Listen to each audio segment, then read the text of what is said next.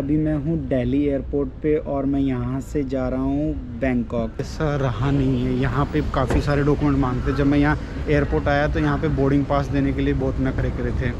Like last time आया था तो उन्होंने कोई करेंसी नहीं मांगी थी, लेकिन थाई एयरवेज़ ने मेरे से 10,000 थाई बात मांगे थे। बोले कि वो कंपलसरी है तो बोर्डिंग पास नहीं देंगे। ये फट रही है, जो फ़ोन निकल गया इसके अंदर से।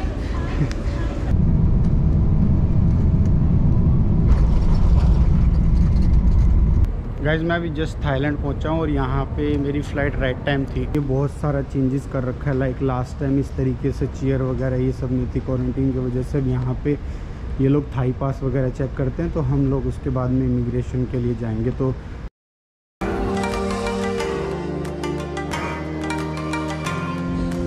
नमस्कार दोस्तों, अभी मैं हूँ दिल्ली एयरपोर्ट पे और मैं यहाँ से जा रहा हूँ बैंकॉक। बैग खोल देता हूँ एक बार। एक्चुअली इस बार बैंकॉक जाना इतना आसान नहीं है पहले की तरह। लाइक मुझे याद है मैं लास्ट टाइम 2020 में लाइक कोविड हुआ था, तो मैं फरवरी में हमारा जो कोविड था वो लॉकडाउन मार्च में लगा था, 22 मार्च को लगा था, और मैं फरवरी 2020 को बैंकॉक जाके आया था, थाईलैंड गया था।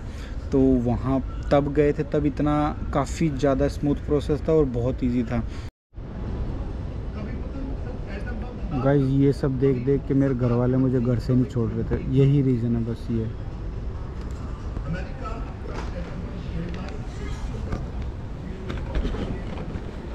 मैं आपको डॉक्यूमेंट वगैरह क्लियर कर देता हूँ। तो मतलब हमको पहले तो हमारा थाई पास अप्लाई करना होगा। वीज़ा वगैरह का मैं आपको बाद में बताऊँगा, लेकिन जो मैं यहाँ पहुँचने के बाद जो उन्होंने मेरे से लिया है वो मैं आपको क्लियर बता देता हूँ कौन कौन से डॉक्यूमेंट उन्होंने मांगे हैं। एक्चुअली पहले जैसा रहा नहीं है, यहाँ पे काफ़ी सारे डॉक्यूमेंट मांगते। जब मैं यहाँ एयरपोर्ट आया तो यहाँ पे बोर्डिंग पास देने के लिए बहुत नखरे करे थे।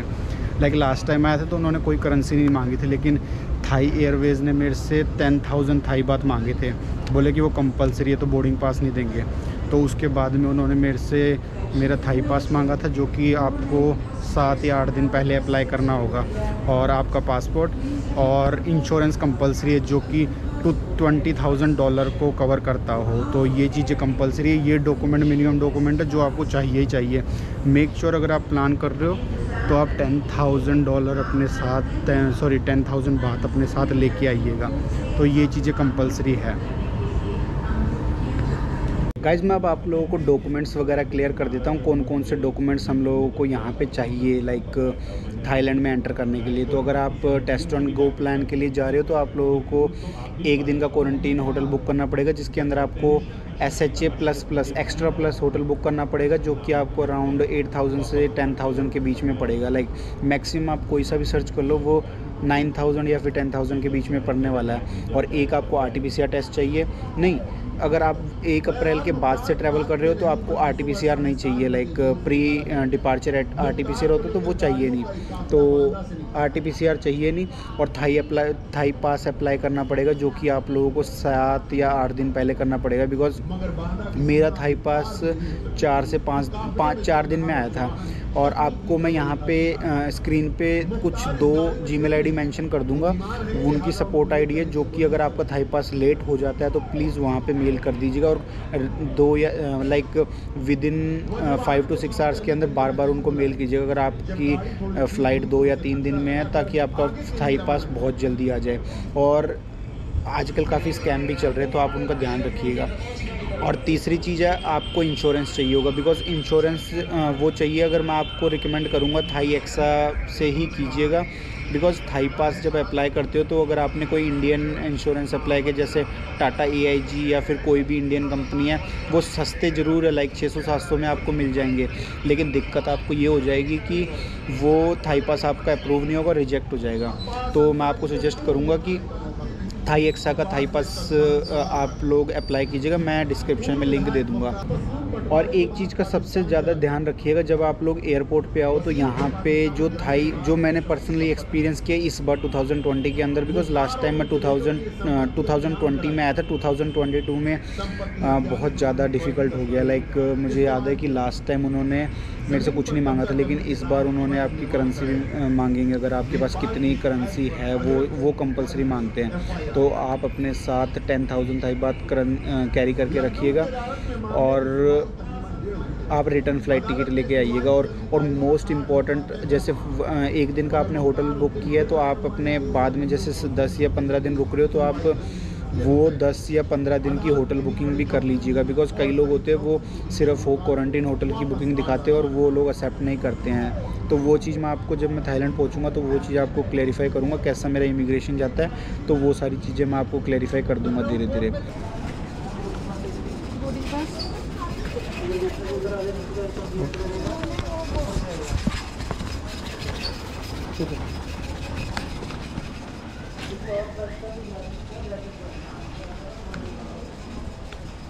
गाइस जब हमारी बोर्डिंग स्टार्ट हो गई है तो अब मैं नीचे जा रहा हूँ, तो देखते हैं, आपको मैं बताता हूँ किस तरीके का अरेंजमेंट है और फ़्लाइट में हमको लेग स्पेस कितना मिलता है। बिकॉज़ फर्स्ट टाइम, ये मेरा फर्स्ट टाइम है लाइक थाई एयरवेज़ में। उससे पहले मैंने एयर इंडिया में, गो एयर में, इनमें फ्लाई कर रखा है।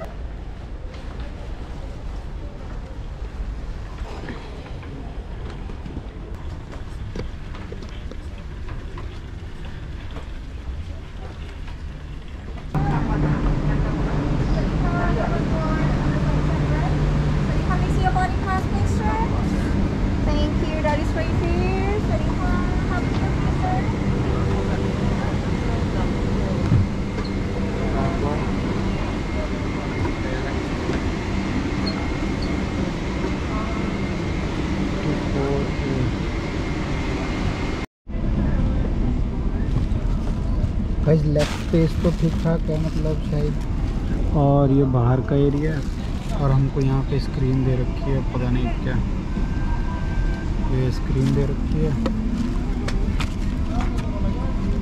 बस बाकी सब तो ठीक है। जो देखते हैं कैसा एक्सपीरियंस रहता है इसके अंदर। ओवरऑल बोर्डिंग पास देने में बहुत नखरे किए थे, मुझे 10,000 बात बोले कंपलसरी हैं, वो लेने पड़े थे। तो बाकी देखता हूँ मैं एक्सपीरियंस कैसा रहता है फ़्लाइट के अंदर और कैसा क्या फैसिलिटीज़ हम लोगों को देखने को मिलती है, तो आपको मैं आगे अपडेट करता हूँ।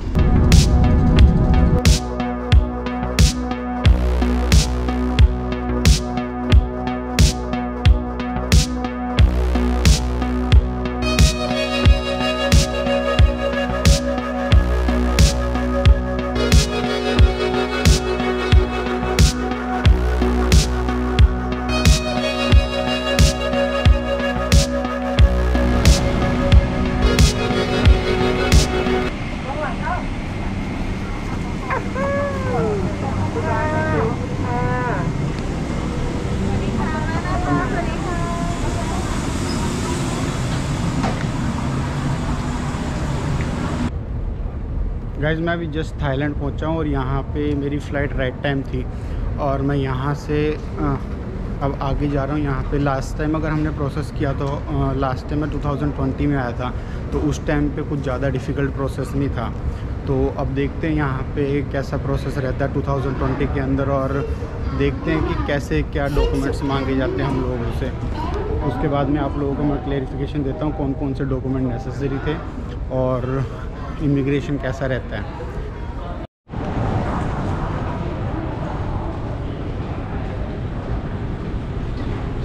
गाइस अब इधर से हम लोग अपने वीज़ा के लिए जा रहे हैं। वीज़ा इमिग्रेशन प्रोसेस आगे होने वाला है। पीछे उन्होंने हमारा थाई पास वगैरह देखा था। मैं एक बार फ्री हो जाऊंगा तो उसके बाद में आप लोगों को सारी डिटेल्स देता हूँ कैसा क्या रहा इमिग्रेशन और क्या पूरा प्रोसेस कैसा है। लाइक पहले की तरह नहीं है, जो लास्ट टाइम था कोविड से पहले वैसी सिचुएशन नहीं है। लाइक अब सिचुएशन पूरी चेंज हो चुकी है, तो आपको मैं फुर्सत से सब कुछ क्लियर करता हूँ। गाइस जब अपन लोग अपना बैगेज क्लेम कर लेते हैं उसके बाद में आपको मैं इमिग्रेशन का बताता हूँ कि हमारा इमिग्रेशन प्रोसेस कैसा रहा था। अभी क्या मैं बैगेज क्लेम कर लेता हूँ, फिर उसके बाद में आपको मैं सब कुछ बताता हूँ कि मेरा इमिग्रेशन वगैरह कैसा रहा था और क्या क्वेश्चन पूछे गए थे मेरे से इमिग्रेशन में। तो देखते हैं मेरी बेल्ट कहाँ है।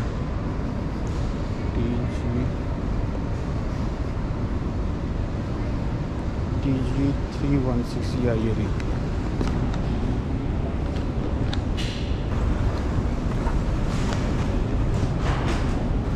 देखते हैं हमारा बैग कहाँ है।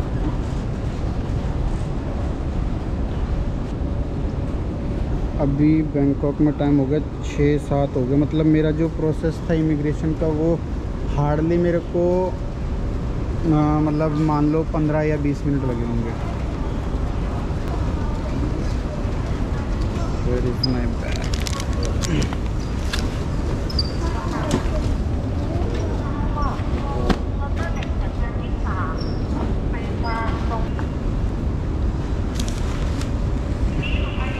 ये फट रही है, जो फ़ोन निकल गया इसके अंदर से। मेरा फ़ोन इसमें निकल गया। गाइस मैंने अपना बैगेज वगैरह क्लेम कर लिया। अब यहाँ से जो मेरे होटल वाले उन्होंने मेरे को बताया था कि मैं 10 नंबर गेट पे आएंगे, तो मैं 10 नंबर गेट पे जाता हूँ। मैं पहले सोचा था कि वाईफाई कनेक्ट कर लेते, उसके बाद में देखते क्या प्रोसेस कर सकते हैं। तो यहाँ से मैं गेट नंबर 10 में जाऊँगा। एक बार मैं होटल पहुँच जाऊँ तब मैं आप लोगों को पूरा इमिग्रेशन प्रोसेस बताता हूँ कैसा क्या है इमिग्रेशन रहा। ओवरऑल दिल्ली से लेके बैंकॉक तक काफ़ी स्मूथ था, लेकिन ये है कि 2020 के बाद थोड़ा डिफ़िकल्ट हो गया, बिकॉज़ काफ़ी सारे डॉक्यूमेंट्स हो गए और काफ़ी सारे रेस्ट्रिक्शंस भी हो गए। लाइक हमको होटल बुक करना पड़ रहा था और काफ़ी कुछ था। तो मैं यहाँ पे एक बार अपने होटल वालों को ढूंढता हूँ कहाँ पे हैं वो, उसके बाद में मैं आप लोगों को पूरा क्लैरिफिकेशन देता हूँ।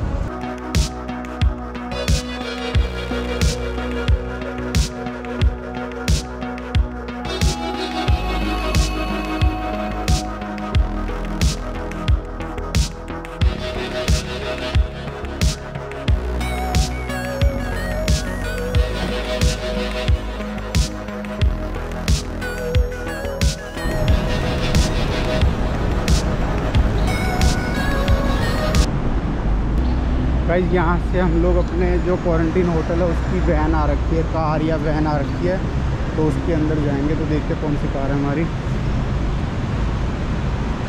तो आपको यहाँ पे होटल के बाहर पिक करने आएंगे वो लोग, तो आपको हॉस्पिटल में लेके जाएंगे डायरेक्टली। वहाँ से आपका RT-PCR होगा।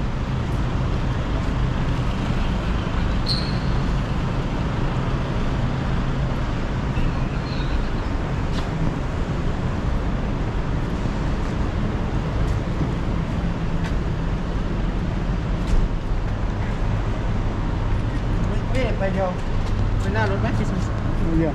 โอเคใส่มีเป้นิดหน่อยคนเดียวด้วยโอเค Yeah. only you thank you so much. Guys ये हमारी वैन थी, ये सिर्फ हमारे लिए ही थी, अकेले के लिए। तो अब यहाँ से ये लोग हमको अपने होटल लेके जाएंगे और फिर उसके बाद में आप लोगों को होटल पहुँच के बताता हूँ कैसा क्या रहता है। तो ओवरऑल लाइक लग्जरी है। ये देखो यहाँ पे सिर्फ हम ही मालिक हैं यहाँ पे पूरी वैन में। All is my. तो ये काफ़ी अच्छा रहा प्रोसेस। लाइक ओवरऑल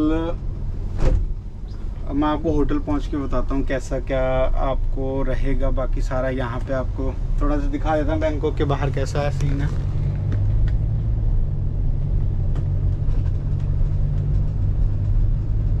लाइक अभी 6 बज रहे हैं, अभी शायद सुबह के 6:30 बज रहे होंगे आई थिंक, पर काफ़ी अच्छा मौसम हो रखा है। ये देखो 6:33 हो रहे हैं।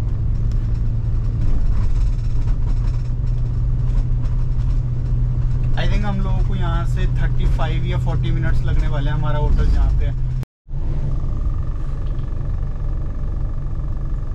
गाइस अब ये होटल है, यहाँ पे हमारा RT-PCR करेंगे ये लोग। ये हॉस्पिटल है। ये हॉस्पिटल क्या है, इस जो हम लोगों ने बुक किया होटल उससे कनेक्टेड है। तो ये लोग यहाँ से RT-PCR करेंगे और 6 to 7 आवर्स के अंदर हमारे पास RT-PCR का रिजल्ट आ जाएगा। तो देखते हैं कब तक क्या होता है। check your name and your date of birth. Yeah. I'll just give it to the nurse in the next stop. Dheeraj.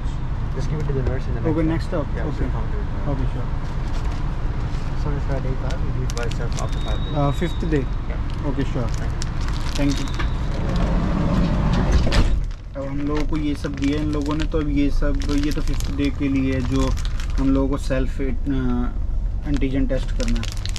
और ये है, ये अब आगे हम लोगों को जाएंगे तो यहाँ से ये लोग हमारा टेस्ट करेंगे। तो अभी देखते हैं कहाँ तक लेके जाते हैं।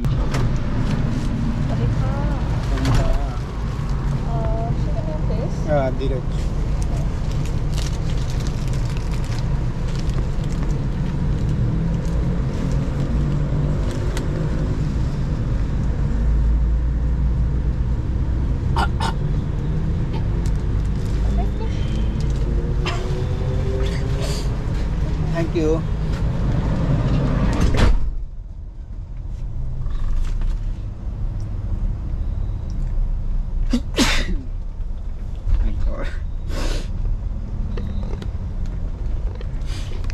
इन्होंने क्या अंदर ही बिल्कुल डाल दिए जो।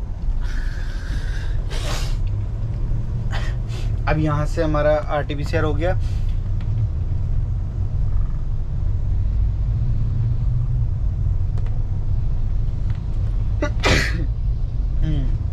सॉरी। अब यहाँ से हम लोगों को ये हमारे क्वारंटीन होटल लेके जाएंगे और विद इन 6 to 7 आवर्स के अंदर हमारे पास हमारा RT-PCR का रिज़ल्ट आ जाएगा। उसके बाद हम लोग बाहर जा सकते हैं, कहीं भी जा सकते हैं। तो अब हम लोगों को 6 to 7 आवर्स हमारे होटल में वेट करना पड़ेगा RT-PCR रिज़ल्ट का।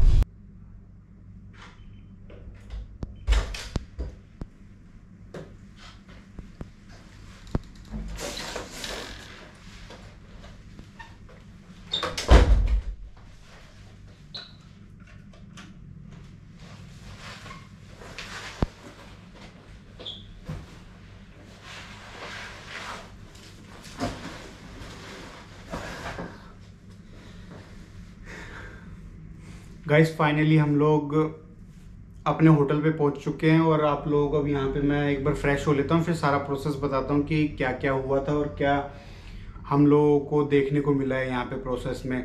गाइस मैं अब यहाँ पे आप लोगों को ये रूम टूर करवा देता हूँ, तो एक बार देख लो आप आराम से रूम को। यहाँ से हम लोग एंट्री लेते हैं तो यहाँ पे आप लोगों को स्नैक्स वगैरह मिल जाएंगे, अगर आपको खाना होता है तो पानी की बोतल मिल जाती है। और ये हमारा छोटा सा होटल है और यहाँ से कुछ व्यू है, बस ज़्यादा कुछ है नहीं। लाइक आप यहाँ से होटल का व्यू देख सकते हो, उधर गैलरी वगैरह का। और यहाँ पे एक टेबल देखने को मिल जाता है ताकि आप अपना कुछ काम करना चाहते हो तो काम कर सकते हो। और यहाँ पे USB पोर्ट वगैरह दे रखे हैं तो अपने फ़ोन चार्जिंग के लिए। और ये हमारा